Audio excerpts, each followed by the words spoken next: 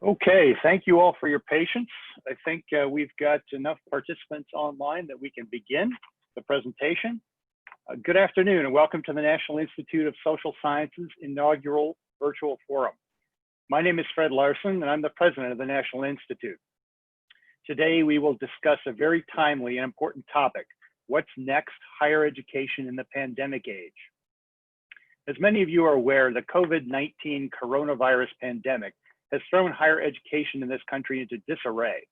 Many colleges and universities elected to close their facilities in March and send their students and faculty home. Classes were moved online, sporting and social events were canceled, and seniors and graduate students' graduation ceremonies were hosted in the cloud. Since that time, college and university leaders and administrators have been scrambling to assess and plan for the challenges of the summer and fall term. Will students and faculty be allowed to return? If so, what sort of precautions must be taken? How will new pandemic protocols affect learning, dormitory living, sports, and social events? How long will this all last? These are challenging questions in settled times, but little is settled today. Scientists and leaders, while learning more every day, still do not fully understand the nature of the coronavirus threat. Methods of transmission, infectiousness, and lethality are still being investigated. Given that we are still not certain about the nature of the threat and how to counteract it, developing effective plans for colleges and universities is even more challenging. With us today to discuss these questions are three outstanding panelists: Andrew Delbanco, professor at Columbia University and president of the Teagle Foundation; Jennifer Raab, president of Hunter College in the City University of New York system; and Michael Roth, president of Wesleyan University. We are delighted that they have taken time out of their busy days to share their perspectives with us today. Let's get to it. Before we begin, here are a few brief notes on logistics for this forum. First of all audience members are currently on mute and your video feeds are disabled. If we ask you to speak, we can unmute your microphone. Second, chat has been disabled, but our panelists will take moderated questions later in the session. In order to submit a question, please use the Q&A button at the bottom of your screen. Third, this forum is being recorded. Soon after the event concludes, we will share a link to the recording, which you can view again or share with your colleagues and friends. Finally, if you experience technical difficulties or have questions, please email us at admin@socialscienceinstitute.org. We will attempt to answer inquiries as soon as practicable. This forum is being sponsored by the National Institute of Social Sciences. The National Institute is a not-for-profit organization chartered by Congress for the purpose of promoting studies and researches in the social sciences. We accomplish this mission in three ways: by honoring outstanding individuals who have made substantial contributions to humanity, by offering direct financial support to scholars in the social sciences, and by bringing scholars, thought leaders, and change makers together with our members and the general public to advance the understanding of important social issues, societal issues. We're a membership organization that welcomes all intellectually curious people who seek to understand and improve our world through study and discussion. We would welcome your interest and encourage you to learn more about our National Institute, join us, or support our not-for-profit educational efforts at our website, www.socialsciencesinstitute.org. With us today to share their thoughts and perspectives, we have three outstanding leaders in higher education. Andrew Delbanco is the Alexander Hamilton Professor of American Studies at Columbia University and the president of the Teagle Foundation, a private philanthropic organization that works to support and strengthen liberal arts education. He earned his AB, AM, and PhD degrees from Harvard University and is an elected member of the American Academy of Arts and Sciences and the American Philosophical Society. Among his many other publications, Dr. Delbanco wrote College: What It Was, Is, and Should Be, which has been translated into several languages. Jennifer Raab is the 13th president of Hunter College, the largest college in the City University of New York system. Since her tenure began in 2001, Ms. Raab has been responsible for raising more than $400 million in philanthropic support for Hunter. She previously served as a litigator and the chairman of the New York City Landmarks Preservation Commission. A graduate of Hunter College High School, Ms. Raab received a BA with distinction in all subjects from Cornell University, an MPA from the Woodrow Wilson School of Public and International Affairs at Princeton, and a JD cum laude from Harvard Law School. Finally, Michael Roth has served as the 16th president of Wesleyan University since 2007. He has overseen the launch of such academic programs as the Albritton Center for the Study of Public Life and the Shapiro Center for Writing, as well as 4 new interdisciplinary colleges. Under his leadership, the university has had its most ambitious fundraising campaign in its history, raising more than $482 million, primarily for financial aid. Mr. Roth, who graduated from Wesleyan in 1978, has undertaken a number of initiatives that have helped to make Wesleyan education more affordable and accessible to students from underrepresented groups. He has authored Beyond the University, Why Liberal Education Matters, and Safe Enough Spaces, a pragmatist approach to inclusion, free speech, and political correctness. So, without further ado, let's jump into the discussion.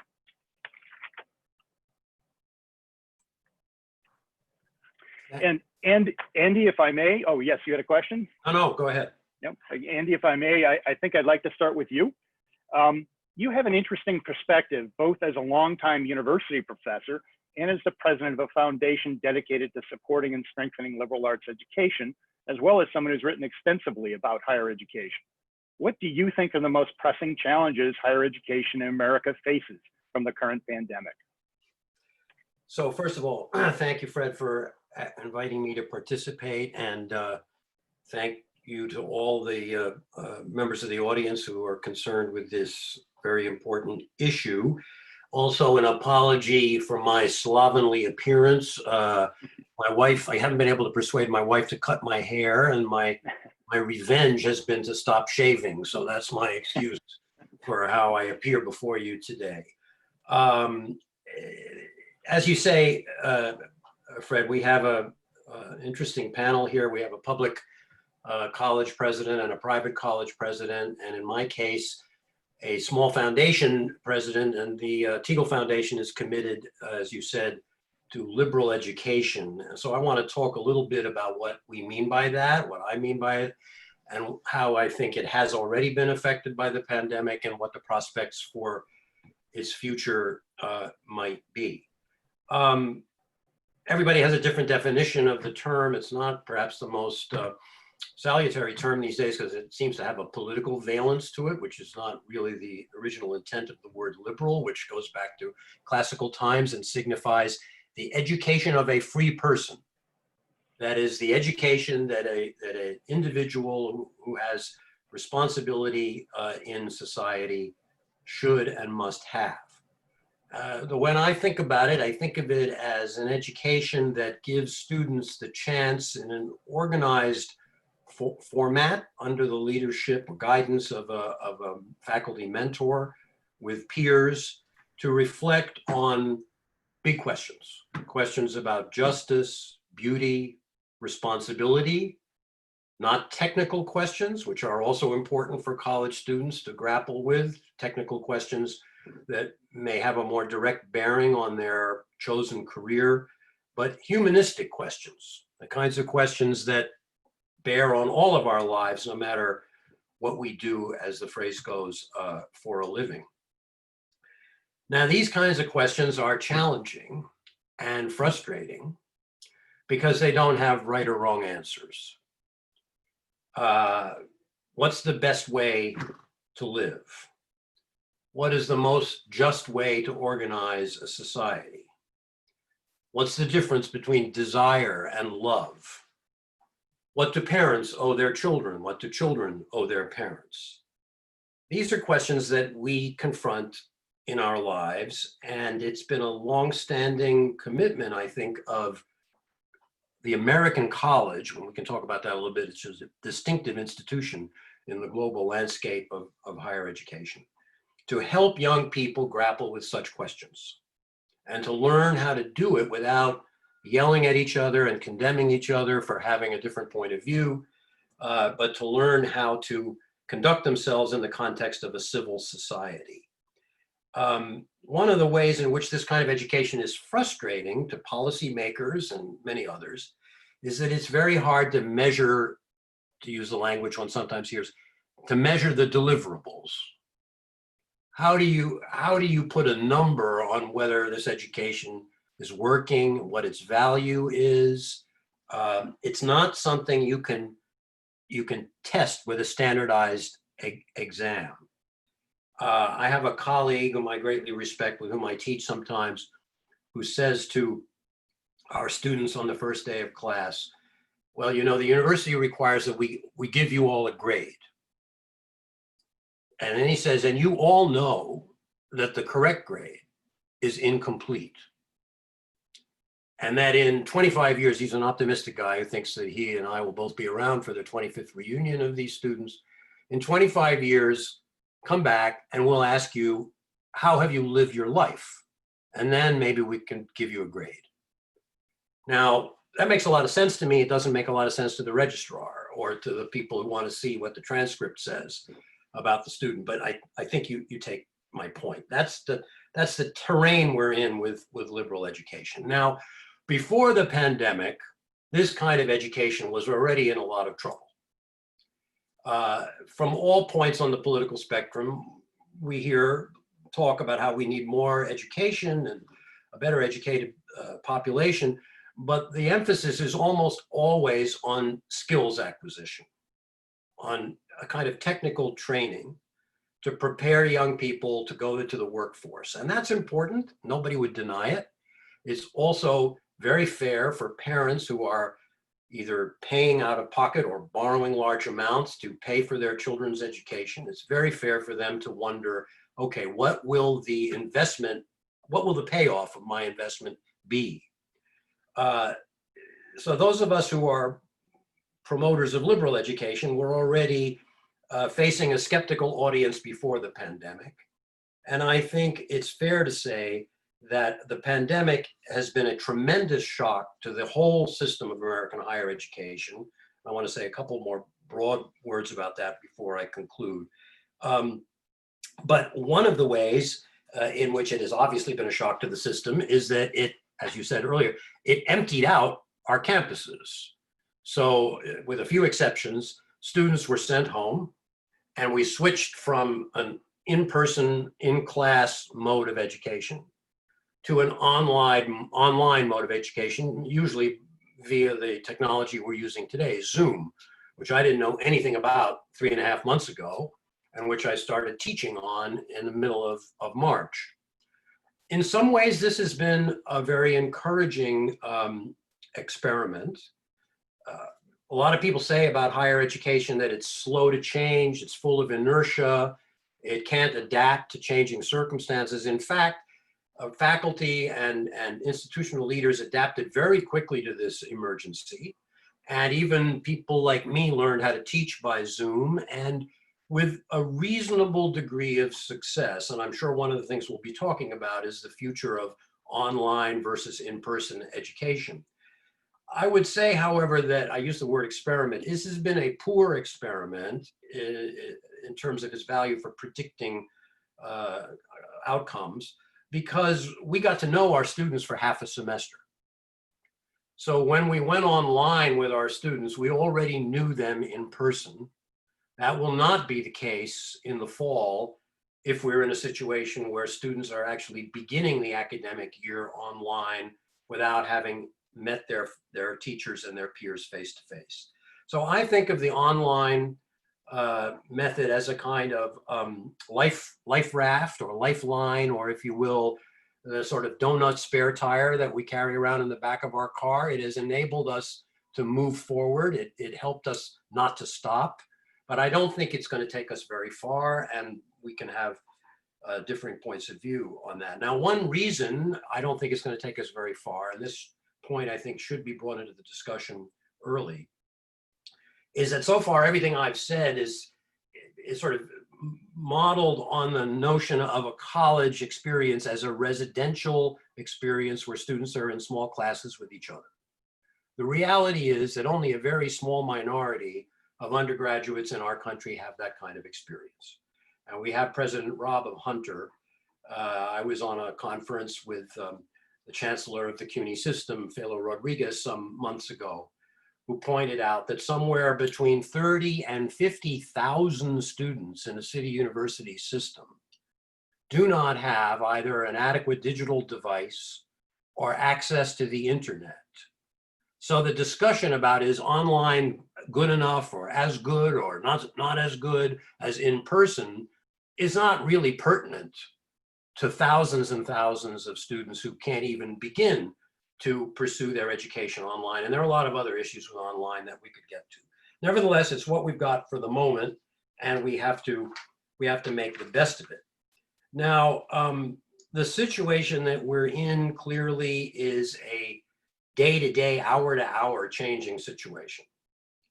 And I'll leave it to my two fellow panelists who have the responsibility to lead institutions to tell us what their institutions are doing and what they're expecting. I would only point out that a couple of months ago, we had the president of the Cal State system representing 500,000 students say, we're not having in-person education in the fall. We had the president of a distinguished university, Purdue University, say, we're going to resume in-person education no matter what it takes. So we have those two polls. And over the last few weeks, I would say we have 1,000 variations on maybe. We don't know, I think, what's going to happen in the fall. The virus is, as you know, by reading the paper, changing its behavior every day. And I think it's a fair statement to say that everybody underestimated this virus, including Dr. Fauci initially. So I'm not about to predict where we're going to go, but I doubt myself that we're going to be back in full in-person mode on most campuses in the fall. That's the short-term challenge that we face. The longer-term challenge is that private institutions, including even the wealthiest, although they were pretty insulated from this, are going to face unprecedented financial challenges. The tuition revenue is unpredictable. Expenses have already gone up significantly.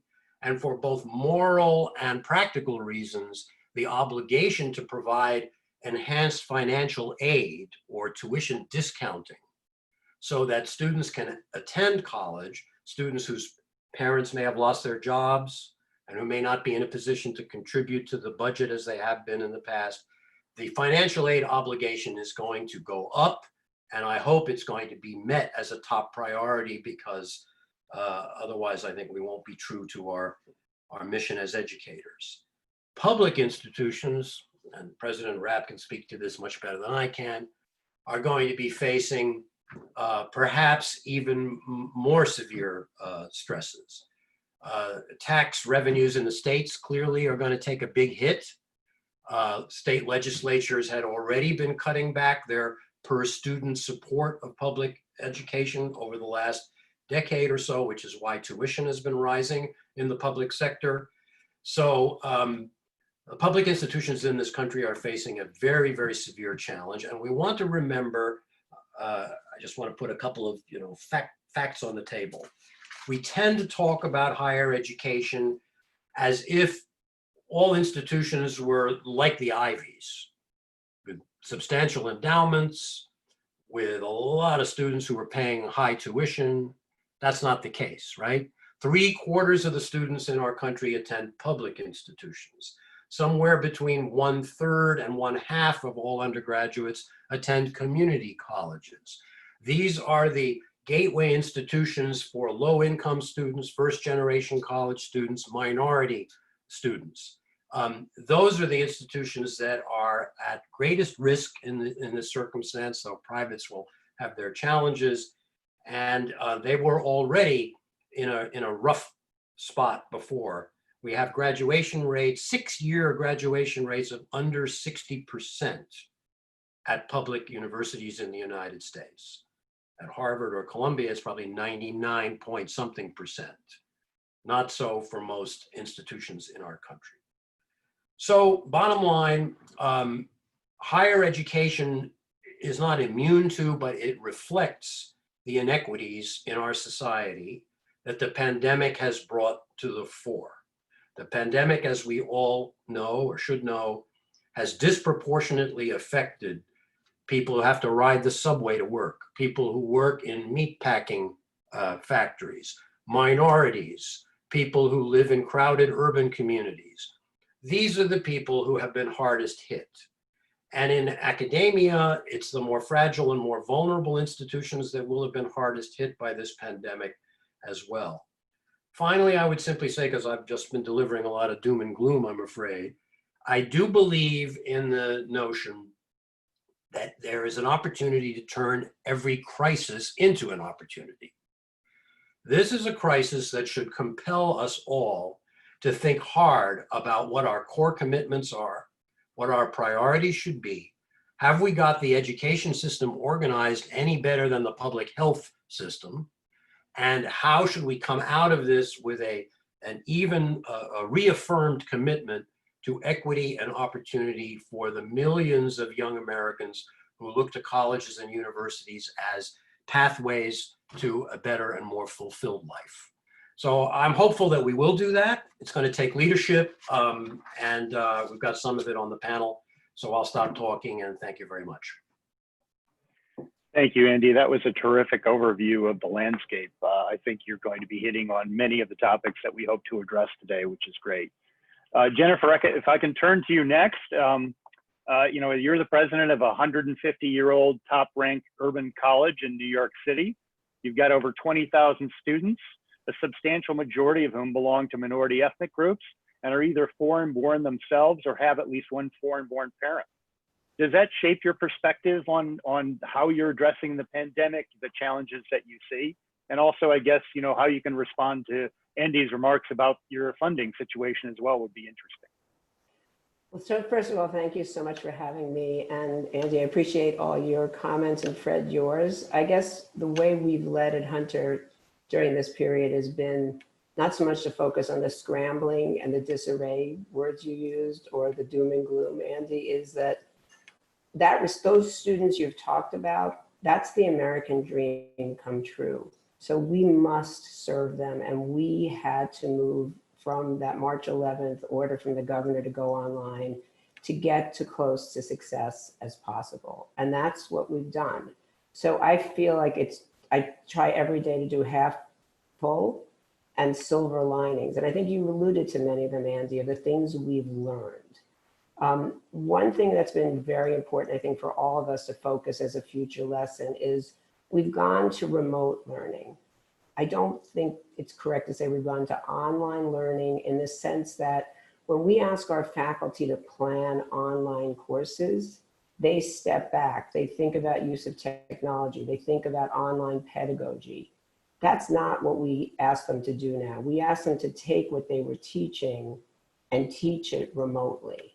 So we now have another opportunity thinking about the fall, which is what we're doing now, to think about what does really good online pedagogy look like? And that's one call to action I've made to my faculty now. We are supporting faculty this summer to learn the best practices on online learning. So I have incredible respect to a faculty, and I think Andy will definitely, you know, and I'm sure Michael has the same situation. There are faculty who adjusted very quickly to using technology. And then there were faculty who said, what is this Zoom thing and how do I make it work? And so you have this complete gamut of faculty.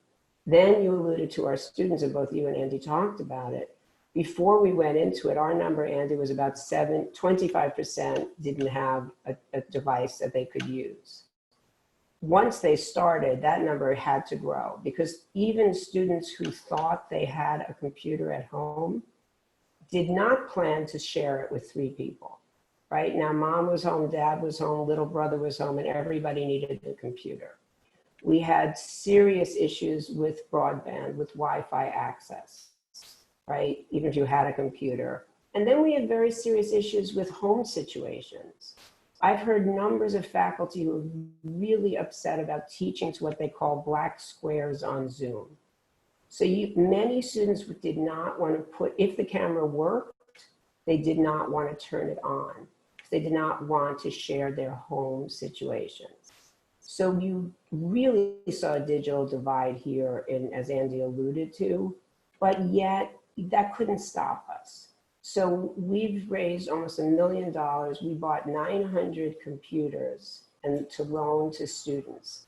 And then we actually used our GIS capacity to figure out where the most students of Hunter lived. And we sent out a mobile van with technology, with laptops, with Wi-Fi boosters, with our mobile food pantry.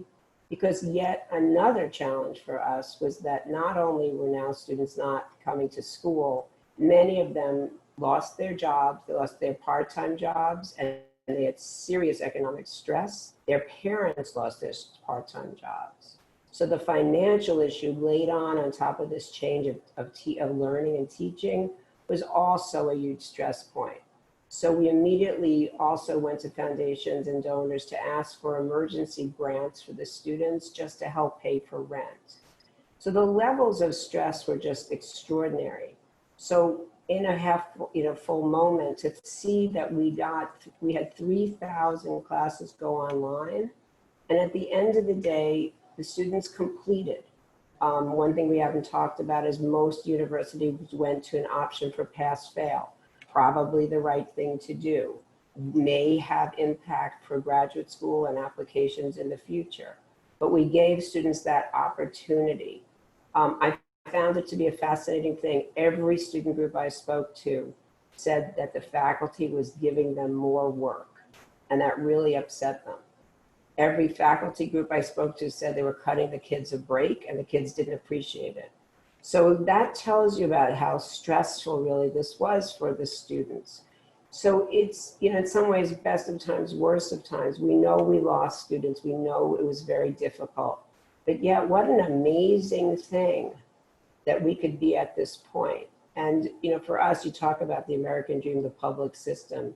We had 9 valedictorians at graduation in our virtual graduation. 7 of them, 2 of them were not born in this country. Another 5 had parents not born in this country, right? With perfect 4.0 GPAs. So, these kids are strivers and they got themselves through this. I think there's been some other silver linings in the sense of there've been, and as you make a great point about people knew each other before this happened. I've also seen a crazy intimacy that has grown up with people when you're all looking at 4 people on a screen. And so we've had a lot of student club meetings and student group meetings now with the horrific killing of George Floyd and the Black Lives Matters movement. I've been meeting regularly, particularly with our minority students. And there is an intimacy of some of the conversations that we are having outside the classroom that I think we will use to build on in the future. So I keep looking for these silver linings. One silver lining we found also is that this summer, and I don't know, Michael, if you approached it this way, around April, we realized that the internships that the students were expecting to have were not going to be there. And I don't know that they knew it, right? They were not going to get work in nonprofits. They were not going to get work in government offices, the banks and the corporations. The internships were going to dry up. And then the make money summer jobs, the lifeguard, the babysitting, the bartending was going to dry up. So we said to the students, you've got to stay in school this summer. And we used our data analytics systems to figure out where the bottlenecks were, what are the courses the kids have been trying to get into that weren't offered. And we offered them this summer in majors and in gen ed. And then we made a big campaign and we paid for most of the summer school.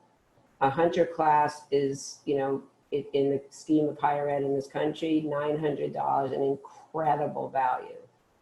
But these kids did not have an extra $900 around to spend on a summer class, and most financial aid is not available. There's some Pell, but most of the funding source is not available for summer. So we raised another $1 million and we paid for about half of everybody's class, and we got a 40% increase in summer school enrollment. The kids are getting it. They've got to make the best of it. And when you have a striving population where, as you said, often the first in their family go to college, they're investing and they're trying. So is it all perfect? No. But is there a lot of just intensity about effort to focus on supporting them? We put more money into mental health. We have many counseling sessions, group sessions individual, it's been another enormous need. And then I'll end with just addressing the budget system. Andy's absolutely right. The states have been hit hard. And as you all know, New York had an incredible surge of cases. We have been hit very hard in the economy. And right now there's a $13 billion budget gap in the state of New York. And it's expected that there's 10 million that's not impacted by any kind of federal COVID funding.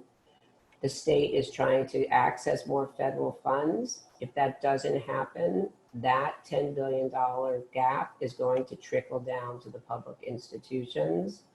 And it is an enormous challenge on top of trying to work through the impact of the pandemic. So there's a lot of challenges in front of us. And as I said, for me, I just keep trying to find the silver linings of, what have we learned and how can we take what we have learned? And I'll just make one final point, which for us has been a particular challenge as a school that teaches many clinical subjects, right? Both in terms of laboratory work, the arts and the performances, and then training our teachers, our nurses, our social workers. Those clinical experiences have dried up. I was fascinated. I thought the hospitals would want more nursing students because the demand was so high. But then, of course, if you step back and think, hospitals were very wary about letting anybody into the hospitals. So now our nursing students' placements were drying up. Agencies did not have social workers to supervise our social workers. Again, the Department of Education in New York City should have been in high demand for student teachers. But when they went remote, it becomes harder for them as well. So that whole clinical training, which is a very big part for us, we're 25% graduate students, most of whom are going into the backbone professions of our city.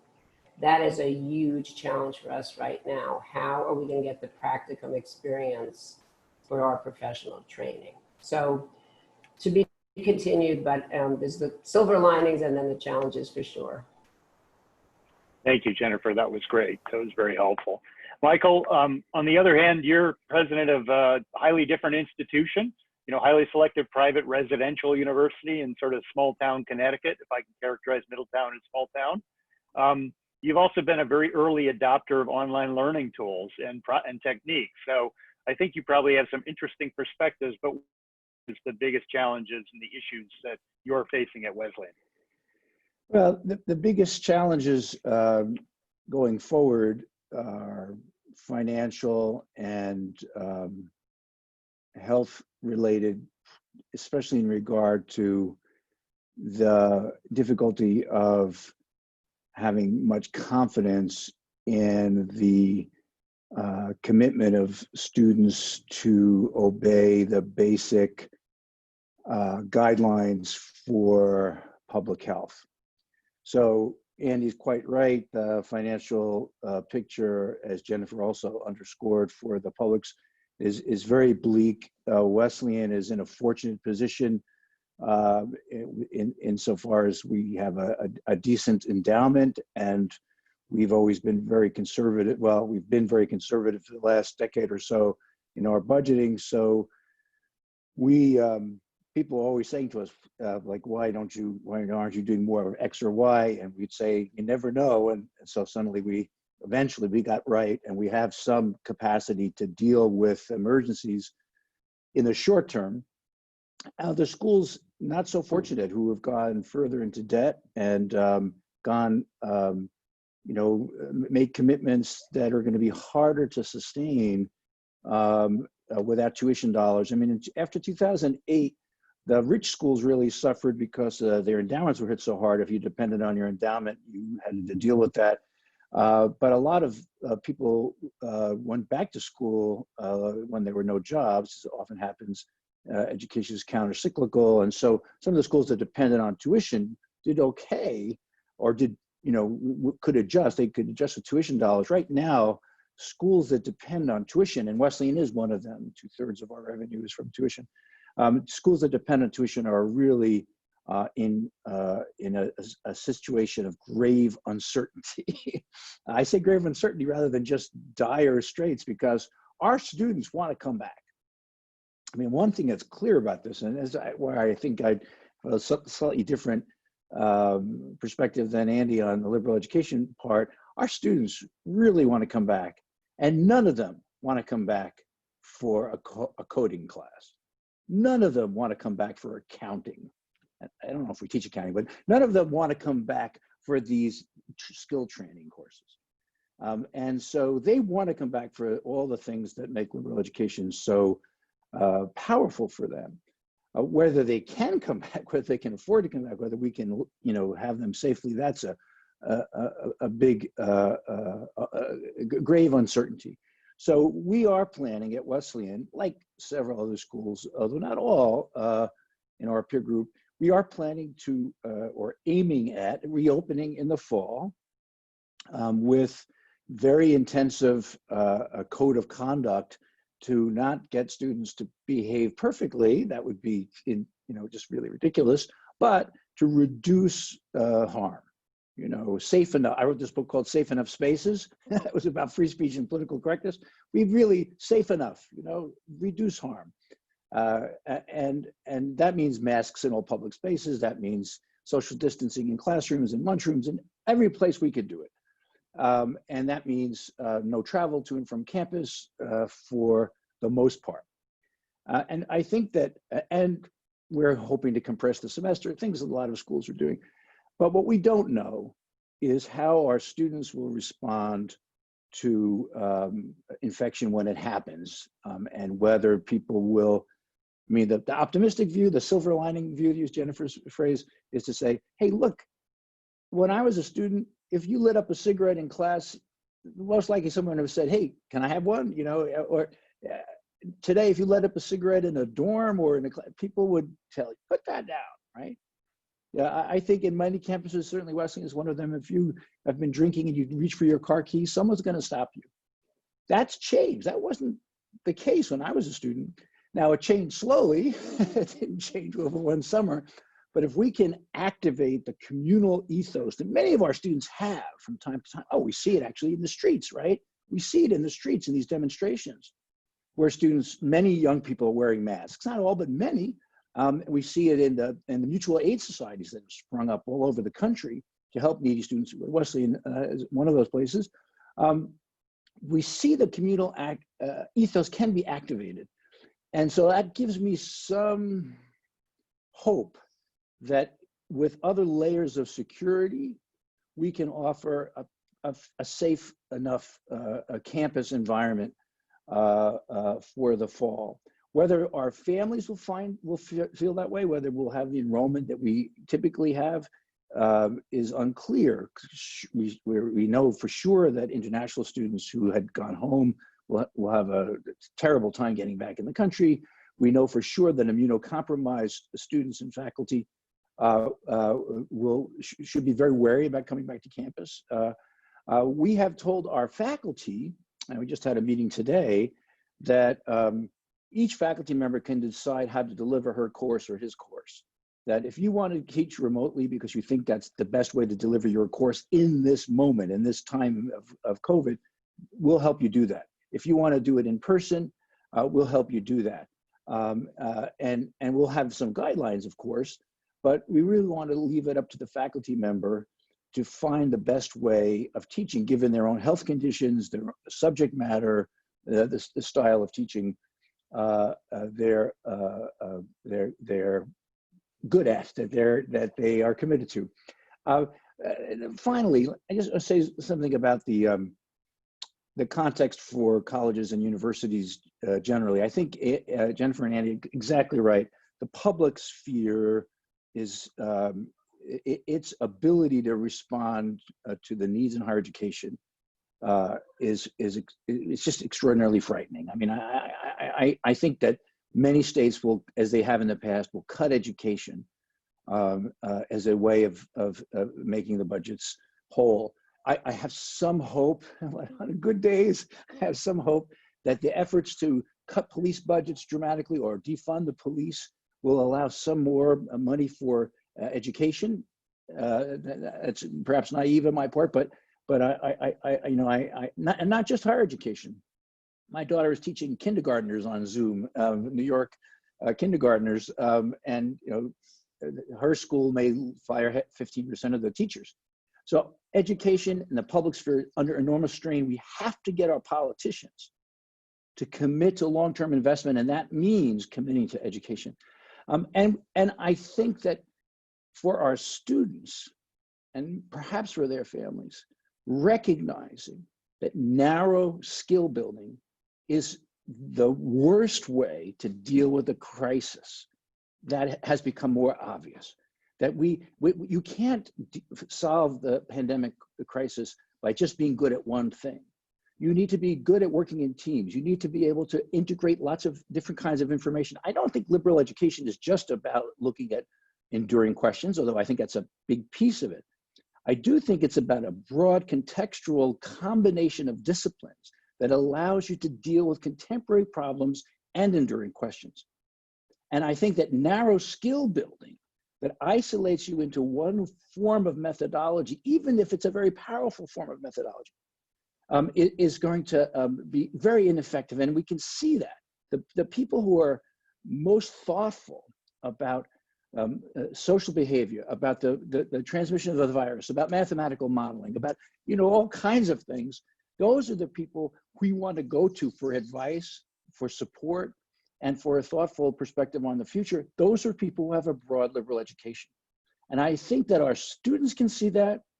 And I think it's up to us as presidents and as professors and as foundation leaders to keep making that point, that the pandemic reveals that the interconnection of all these issues, and that we need an education that underscores the interconnection of a variety of social and political, scientific, and cultural factors. And that kind of education will help us deal with the problems in the future. Great, thank you, Michael. That's very helpful. We do have the Q&A is open, so if you have questions, I'd encourage you to submit them online. I've got a few questions which I'll kick into, but we're going to start calling on you folks in a little bit. We'll direct some questions to the panelists here for you. I guess I'd like to start a little bit. All of you have talked about the economic challenges facing education. I guess I'd like to raise one issue, maybe from a slightly different angle, which is the demand question, right? Which is that if the nature of the service that the education is providing is changing so much, is there in fact a challenge with students just deciding, well, I was going to go to college, but given this environment, if I'm going to have social distancing and no sports events and online, lots of online or hybrid learning, maybe I should just take a gap year. And maybe there will be a challenge in terms of just online enrollment or other things in addition to overall funding for the business. And this comes up as well with a lot of new students. I've had conversations, and there's some Q&A in the already in there talking about how should high school students who are coming up on their college years begin to think about this. Any thoughts from any of you on those ideas or thoughts? I would say, Go ahead, Jennifer. I just I think for a lot, and we have a high school, we run Hunter High School, Hunter Elementary School. Always send you wonderful students, Michael, so thank you. There's a lot of thought both in those students, and we're hearing from parents, but the truth is the gap year now is easier said than done, because most of the things that students would do would involve travel, involve internships. Those options are drying up, and they're not going to be safe. So I think it's part of us to really say to the students, perhaps this is a time, take some of the challenging courses, maybe take fewer courses, but the gap year is really probably not where we need to be putting students right now. Although there's definitely a seduction of it because people want what Michael talked about. For us, it's a little different. We do have dorms, but majority of commuter school. So for us, again, that's one of our challenges. People are taking the subway, and then we have an affectionate term that we're a vertical campus, meaning that we're packed in elevators and escalators. Well, nothing is harder in terms of socially distancing than our elevators. So that's one of the things where we have to think about what is a safe balance going to be. if I may, a couple of things, Fred, in response to your question. One, I will venture one prediction, and that is that we will see an effort, I don't know if it'll be successful or not, an effort by the so-called for-profit universities to re-enter the space and take advantage of this situation by offering online courses and degrees that have generally proven to be very inferior and of very little worth. It will depend on what kind of regulation there is from the federal government, and that will depend on whether we have a different federal government after January of 2021 or not. So I think that's one prediction I would make. We've heard a lot for a number of years about how the old model of college is failing, and that the new model will be skills delivery rather than credentialing. That hasn't really taken hold yet. We'll see whether it does or not. But the broader comment I want to make, and I cued in my mind on this by Jennifer's remarks, that it's better to look at the glass half full than half empty and look for silver linings, and I agree with that. That the shock that we have just experienced to the system could be and should be an opportunity to reevaluate, reform, and refresh and transform the system. Now, this has happened before at historical moments. So, for example, not quite at the end of the Second World War, but almost at the end of the Second World War, you got what we now call the GI Bill, which completely transformed the demographics of America's college students and made it possible for young men whose fathers could have only have walked onto campus as a member of the janitorial staff or as a delivery guy, made it possible for their sons to go and get a bachelor's degree. And it also had an impact on college curricula. You got, in the wake of the Second World War, the rise of the great ideal of universal public higher education that took hold in California. Now, without making any facile historical analogies, we are coming through a period that is really traumatic to our society. And we ought to turn this into an opportunity to think again about how we've been doing things. So just to make that a bit more concrete, and I'm going to use Princeton as an example here, not because I have anything against Princeton, which is a very great institution and which is far and away the wealthiest institution in the world in terms of its endowment per capita. Princeton University, which charges tuition of, I don't know, full cost of attendance, Michael, you would know, is probably fairly close to, if not north of $70,000 a year at Princeton now. Every student at Princeton, including those who come from families who can afford to pay that full bill for one child each year in post-tax dollars, every student at Princeton is subsidized by Princeton, which is to say the university spends more than $70,000 a year, significantly more than $70,000 a year per student. Now, the other end of the spectrum at Bronx Community College, that institution probably spends, I'm guessing, between $12,000 and $15,000 per student. The paradox here, I don't know if paradox is the right word, is that, again, I'm not picking on Princeton or the wonderful students who go there, but most of them come from affluent, privileged backgrounds, whereas most of the students at Bronx Community College come from low-income, immigrant, vulnerable backgrounds. So we need to stop and ask ourselves if it's the right way to organize a society that we are spending many, many more dollars on students who need them less than we are on students who need them more. And this crisis, I think, will furnish us with an opportunity. This goes to Michael's point. There must be a public reinvestment in higher education for the sake of young people, for the sake of our society. If that doesn't happen, then this will have been a lost and a tragically lost opportunity. If it does happen, then the historians may write about this as a turning point in American history and say that we began to get our priorities in a little bit of a better order. That's just one way of coming at the question, but I hope it might be useful. Thank you, Andy. Yeah, I think, I'd like to turn a little bit to the topic of remote learning, online pedagogy, however you want to call it.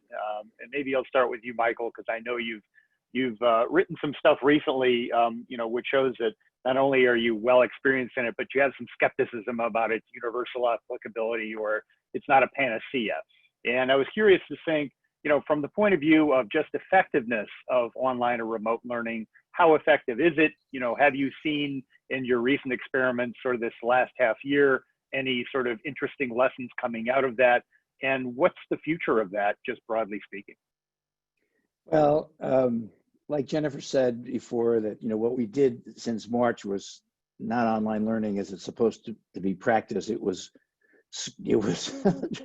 converting quickly to a remote environment, and I find it very hard to generalize about this. I have been teaching. I'm teaching a course online as we speak. It's a recorded course on Coursera, and when I first started teaching, I found it very exciting because I've been at small places all of my life as a student and as a teacher.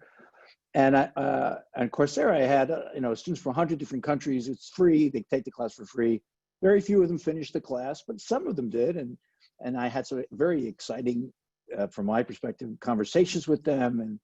And I was reaching people who were in a hospital that couldn't leave. I was reaching people caring for elderly folks. I also had, retired professional writers being graded by middle school children. English was their second language. I mean, it was a mess in some ways, but it was also extremely exciting to experiment with, and this is a great books humanities course, or a good enough books humanities course, the modern and the postmodern. This spring, I was teaching that course on campus, as I do every other year, really. And at Wesleyan, it's 50 students in the class, which is a big class for Wesleyan. And so when we had to disperse, I said, well, listen, you could have the young Michael Roth from 6 years ago teach have the lectures there, and I'll be online Monday morning at 9:30.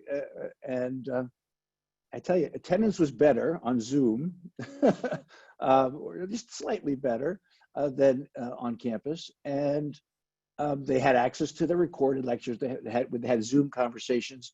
I think it went well. The students said they really missed being together, the kind of conversations that happened before, after class, the kind of more serendipity that is possible when you're together, and especially with a clunky user of technology like myself.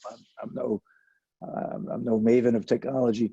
But I think that course like that worked pretty well. I think a course with 700 students in a lecture hall in person should be gone. I mean, I've been trying to get rid of all our big lecture courses and the intro courses in the sciences, which is really exercises in trying to weed out people from the sciences. They don't make sense. I mean, there are concerns. I was on today at our faculty meeting. The big concern was cheating online, as if there's not cheating in person. I mean, that's a problem you can solve online. So I do think that this crisis should allow us to think through what kinds of courses, and they won't just be by discipline. I think they'll be in a variety of fields. What kind of courses, lab work, artistic courses work really well in person when you have what I call the amplification of the campus. And what really worked quite well, especially for our students, for whom the digital is not like a secondary market. It's like how they interact. It's how they find lovers and friends and roommates. And so I think that continued experimentation in this area could be a really good thing. And my faculty at Wesleyan was really resistant to us doing anything online. And I had to just do some shenanigans to get the courses going. Now I think some of them are more open to it. I'll give you one example, which is a silver lining example. I thought perhaps the least likely to succeed class online was a theater course. The end result was supposed to be a performance on campus, right? Katie Pearl, who's the professor there, she's a new assistant professor that she's doing a play. It was kind of half improv, half scripted, based on a play, it's called A Method Gun. It's about Stella Adler, and all the actors in the play, as they were going to perform it, actually are sent off to be isolated, to dig deep into themselves to find out how to do the method. Well, they sent them all over the world. She had performances that were live on Zoom and YouTube, and I attended one because I'm the president. I like to show that I care. You know, I had no real expectations for this. I found it one of the most exciting theatrical experiences that I've had. And I wasn't alone. In the chat, people are writing about this is theater history being made. It was extraordinary. And so the students, I think to their great surprise, in Singapore, Los Angeles, Middletown, New York, they created something really extraordinary that now lives on YouTube somewhere. And I never would have predicted that a remote experience could have led them to kind of intimacy, psychological depth, and aesthetic power. So I think more experimentation sometimes under the constraints of crises will lead us to better pedagogy. I want to absolutely second that. It's interesting. We had a similar experience with dance. You know, somehow the dancers who you think have to be together found a way to work in Zoom. And my favorite performance was a young woman in a corner of a small apartment with toilet paper, and that was her dance, and which was pretty pertinent. But I go back, you're not alone in this, you know, resistance to online learning. I think it's somewhat generational. I mean, but it's fascinating now. And that's, Fred, if anything happened, talk about the silver lining. We have now moved to the other side of this conversation. Every generation of faculty have now used technology to teach, and they have to now have a different conversation about using it as pedagogy. For us, again, talk about the public university, nobody that goes to Hunter lives near Hunter. So we have been trying for a decade to have at least one general education class in each bucket as an online option. So if you really can't do, you know, math is very anxiety producing, do your math online. If language is a thing that you worry about, do language online. It hasn't worked. It will work now. It will work now. And then we can focus the time that we have in campus on those things that really require the human interaction, which we learned you can't replace. So I do think we've crossed a Rubicon in online learning. The question is, how do we get it right now?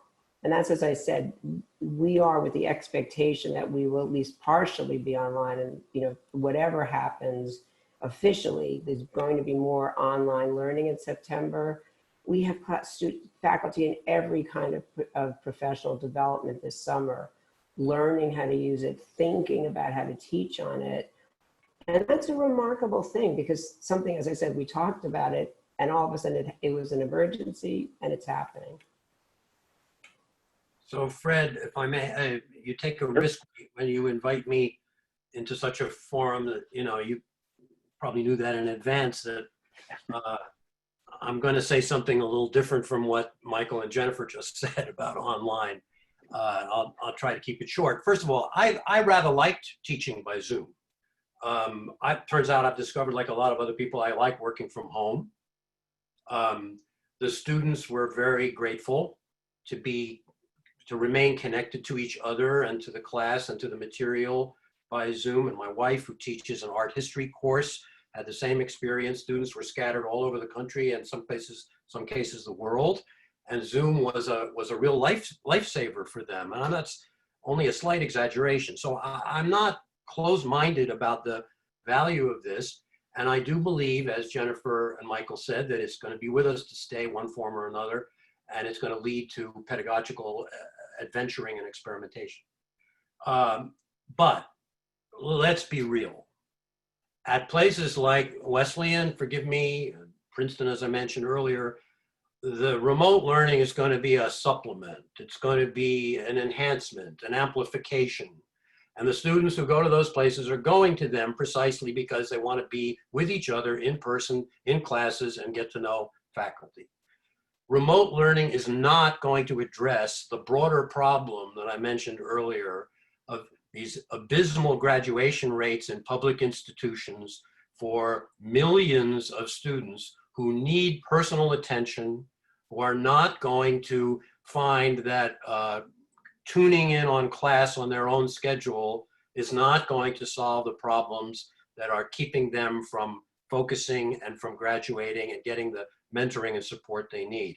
I hope I'm wrong about that. I don't believe I am. This is not the solution to the inequity problem in American higher education. So Andy, I would just take a little bit of issue because we have one of those institutions and I have a big sign over my bed that says 60 because I've been doing this now 19 years and I'm getting us to 60 and we are 1.5 percentage points away, right? And I do believe that this as one of the tools in the mix will help for the reasons I mentioned, that there's a lot of requirements, there's a lot of things you have to learn. I think you thinking English as a second language for a student to be able to listen to a lecture, go back, stop, do problem sets. I do think both pedagogically and access. I have to work 10 hours a week. I can't take the bio class when it's offered. I can take it asynchronously. I can take it, I can move ahead. I can take bio 2. So I actually do think the equity problem and the graduation rates can be helped, not completely, as you said, but in certain ways by technology. And I think we've been using it in that way. Very fair comment. As one tool in the toolbox, I'm sure that's true. But what I worry about is a rush to this as a substitution for in-person education. We could talk about the status of the faculty and the adjunctification of the faculty and so on. That's what I worry about. I don't think it's a panacea. It could be helpful if it's used intelligently, as I'm sure you're doing at Hunter. But I do think it's this adjunctification of the faculty and the effort to provide education at scale by sacrificing a personal connection between the teacher and the student. That's the problem. I actually think the online issue I don't think that's really the issue. The issue is, do you have a teacher that you get to know? Andy and I perhaps feel like I have a hard time getting to know somebody just online, but my students don't have a hard time getting that. That's not the issue. But if you are, if the reason online education is attractive for the for-profits, so we all know, is this: you can do it at scale. Like I have 100,000 people in the modern and the postmodern. It's great. It's the same tape I made or video they made years ago. But when it was exciting for me is because when the student from Germany didn't comment on the discussion board one week, I wrote him a note and said, you know, what, are you okay? And he was very surprised. But I can't do that with 100,000 people. But if we invested enough in faculty and TAs, it doesn't really matter if you're online to me. It matters that you get to know your teacher so that you have a relationship to learning that's mediated by a person, whether that's in a classroom or in a computer. But that takes money, it takes investment. But it doesn't take a physical location as it used to. My students want to be in Middletown. God bless, I'm happy they do. I don't know, sometimes I worry about, will they always want to come to Middletown? But one of the things they long for is that connectivity. And that takes some forms of intimacy, and online education can provide that when used properly. I'd like to follow up just on one aspect of online learning, which somebody in our Q&A has submitted. Classes, particularly in sciences and engineering, tend to involve laboratory experiences and sort of on-hand learning activity. Very hard to replicate, not clear to me how you would replicate that in virtual instruction. How do you compensate for that? You know, do you think that affects the quality of the education science and engineering students can have under this kind of scenario? So it's very interesting. There is actually a whole new technology. One of the products is called Labster that creates a virtual lab. So as much as things seem impossible to replicate, so we bought that. Having said that, there are faculty, and I believe this to be true, that really do feel if you're not titrating the liquid yourself, it's going to be, it's not the real thing. But so I think it's a balance. And as I said, if we're looking at anything that I'm really concerned about in September, it's those the science laboratories, it's the art studios, it's the music practice rooms, and it's the simulated skills. So for example, in nursing now actually does use technology. There are robotic patients that have every symptom that deliver babies, but you have to be able to get to those simulated patients to learn how to be a nurse. So I think we all would agree that there are some things that technology is just not going to replace, but it is also on the other side amazing the products that are becoming available. I think one other question, it's in the Q&A, is a good aspect is we've been talking a lot about the institutions themselves and the students, but clearly there's a big constituency in higher education, which is the faculty and the administrators themselves. And obviously they're all going to have different situations themselves. I mean, whether you believe or not, sort of the current conventional wisdom that COVID-19 is more dangerous for older people or people who tend to have more pre-existing conditions than younger people, the faculty, a lot of them are going to fall into that bucket. And I've got to believe there's going to be challenges dealing with them, their reluctance or interest in coming back to campus and so forth. How are you addressing those kind of discussions? Well, I could say something quickly about it. We surveyed our faculty. About a third of them said quarter of them said they were reluctant to come back. That was more in the abstract. Now that we've said, tell us what you want to do, we'll learn more about their plans. One of my colleagues, a senior person who's been at Wesleyan for decades, she said, well, Roth, you're giving the students up until the last minute to decide whether they are going to defer or not because they want to see the facts on the ground. She said, what about me? I'm kind of old. I'm worried about coming in, and what we're saying to our teachers is use your professional judgment. If you would say to me in July, I commit to teaching my seminar in person, but in August you're looking around the world and it seems much more dangerous than expected, we'll work with you so that the students may be there in person, but you can be remote. I don't think that's a perfect solution. I think this is a solution to try to get us through this phase of the pandemic, which could be a long phase. I don't want to say it's only a semester, but we're trying to. I feel very lucky. The faculty of Wesleyan has really pulled together as a group, listening to the students and also trying to take on their responsibilities as educators as they see best. And as administrators, sometimes we should just get out of the way and let them do that. I think that's true that the faculty has gotten us through really what's a crisis. We have all the challenges Michael has, and then being in a big system that's unionized, this will wind up being part of a collectively bargained conversation, and so it becomes even more complex. And again, with the commuting, as our students commute, our faculty as well. So I'm actually spending a fair amount of my time right now finding competitive parking options in the middle of Manhattan, because that's actually right now, we're trying to bring our science researchers back. The scientists were fascinating. They were actually in the beginning, I was shocked that they would leave their labs as quickly as they did, but they were also concerned for their graduate students and their students, and they didn't want to put anyone at risk. So it was really to be respected. But they've now written their papers and crunched their data, and they're just banging on the doors to come back in, and we're trying to make it safe and get the state's permission. But they've all actually asked, do you think we could help us with parking? So it's a pretty interesting situation. So let me just say quickly, and I speak now not as a foundation president, but as a faculty member. I still teach, and I'm slightly north of 65. I think getting faculty back in the classroom is a non-starter.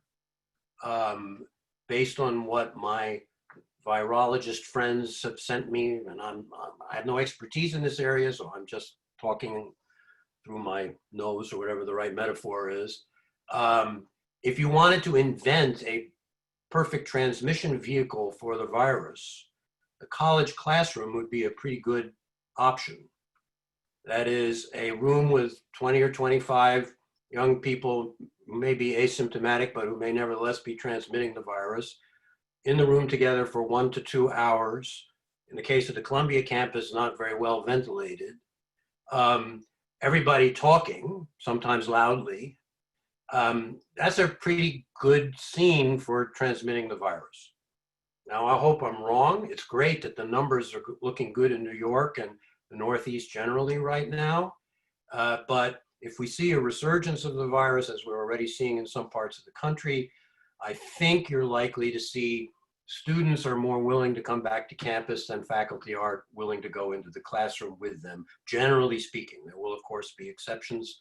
That's a prediction based on not very much. One of the questions oh, go ahead. Just say really quickly, since I'm saying all this doomy, gloomy stuff, there will be another side, right? The pandemic will be over. There will be therapeutic medicines that will make it a less scary disease. And it looks like there'll be a vaccine. So there will be a post-pandemic college and university. We all hope sooner rather than later. To me, the key question is not so much what's going to happen in the fall, where I have my ideas and others may have others. What is this institution going to look like on the other side of the pandemic, when we look at what worked and what didn't work and try to get started over and do things better than we did before? Excellent. Yes, I think one of the topics that we've been talking about and all of you have touched on to varying degrees from different angles throughout the conversation, I'd like to talk about that, and that is really the place of higher education in the larger society. I mean, I think, so far we've spent most of the conversation on that topic, focusing on inequity or inequalities in the society that perhaps the current education system as in the large does not well serve, that there are issues with access, with outcomes, with performance, and with actually educating students. I think I'd like to broaden that a little bit more even now, just looking at the current topic of the Black Lives Matter protests, the protests out in the streets all over this country about police reform, the police in crisis, racial justice. Clearly, this is a topic where most of your constituencies as college and university students are the people out on the streets. And so this is obviously going to complicate the issue, but perhaps you could each sort of give a sense of how you think this interacts with delivering the mission of the higher education, but also if there are particular issues or approaches that you've thought of vis-a-vis your institutions to deal with this. I could say a couple of things. We've already been contacted by some of our students about planning protest marches once they're back on campus, and we've had a number of meetings with both our student activists and there's a black students at Wesleyan and black citizens of Middletown, and it's an interesting moment of creative activism, I think. But we, late fall, early winter, we started a program called Engage 2020, Eat 2020, trying to figure out a way to encourage colleges, universities to share their best practices about how they stimulate civic participation, especially this year of 2020. And we had 3 basic principles: that it's good for student learning, it's good for this college or university, and it's good for the country. And we have now over 300 colleges and universities have signed on to these principles, which is not that hard to do. But the idea was to say, what are you doing at your college or university, whether it's a big public like UC Berkeley or a small HBCU in Texas? We have a range of institutions. And what we hope to do is find a way for the institution to think about civic participation as a form of education, as civic preparedness. And many schools are doing this, but sometimes they do it in a center, or they do it in one department. When the pandemic hit, I thought our project was over, because I imagine people knocking on doors and going around with petitions and all, and that was off the table. But of course, in the last few weeks with the massive demonstrations in the street, shows that there's the appetite for engaging in demonstrations is enormous. I would like our institutions to find a way to take that energy and push it into the system, whether it's at the school board level, at the zoning board level, at the federal level, and so that our students educate themselves about the political system, even as they agitate to disrupt it. And we're hoping to just share information among these 300 partner schools and beyond, so people can get ideas about how they can make a difference in protecting voting rights or defeating voter suppression or supporting a particular candidate. We have 6 months or less, actually, just a few months before the election, and I'm hoping we can see universities and colleges think of this as part of their institutional citizenship to stimulate this kind of activity. Well, Okay, thank you. I'll try to be quick. There's just three quick points. We need to do a better job of teaching our own national history. Americans need to understand better than they do that American history is a totally different story for Black people than it is for white people, and has been since day one. That slavery is written into our own Constitution. The Constitution has many merits, and we need to teach those as well. But the reality is that the institution of slavery, the exploitation of African Americans through slavery and after slavery and to the present day, has been extraordinarily pernicious and severe, and most white Americans don't begin to understand it. That includes me, but just because I did some work in this area over the last few years, I understand it a little bit better than I used to. Second thing I would say, and Michael knows I said this to him in informal circumstances, I believe that all private institutions have public responsibilities, that private institutions need to find ways to serve their local communities as well as the students who are within their gates, by partnering with high schools, by partnering with community colleges in other creative ways, so that this gate between the haves and the have-nots feels a little bit lower to the public. And then the third thing I would say, which is not quite directly related to the Black Lives Matter dimension of this question, we have not, if American higher education had done a better job over the last 20, 30, 50 years of teaching the difference between evidence and rumor, or opinion and argument, we wouldn't have quite so many people in this country who think that it's crazy to wear a mask. I mean, wearing a mask is an act of social responsibility. It reduces the chances that somebody else in your family or your workplace or your neighborhood is going to get the virus. And yet we have a polarized situation now where we have millions of people who think that it's an infringement on their individual rights to be told that they must wear a mask. To me, that's an educational problem at the end of the day. So we need to do a better job in that realm as well. But we had a particularly, just I think, poignant and tragic experience here, because in the middle of New York City with COVID, the impact was so inequitable. So you had a community so conscious that the Black population, the poor population, the minority population was hit harder by the pandemic. And then on top of it, these horrific police brutality. So there was really emotion on top of emotion. So in just the last few weeks, I've engaged with our Black faculty, our minority faculty, and just asked them just to speak and to listen and to ask for their guidance on how do we go forward and how do we build. I mean, we pride ourselves on being a very diverse institution, and in the panorama of higher ed in this country, we are.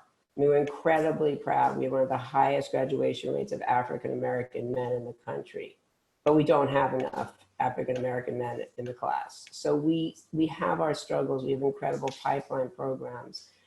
And it's been really, again, a humbling learning experience to bring in the Black faculty and to talk to them and to also hear from them about being asked to do more work in this area. And I don't know, Andy, if you've had those conversations, and I've said to them, but if I don't ask you, I'm not being true to getting what I think with the leadership we need. So it's right now trying to find a way for us to engage the Black faculty, the minority faculty, all the faculty, and also the students to think about a way forward. And we're also doing things about, is there a common read? How do we keep learning, as Andy said, and actually just keep pushing ourselves to really get to the truth of this country?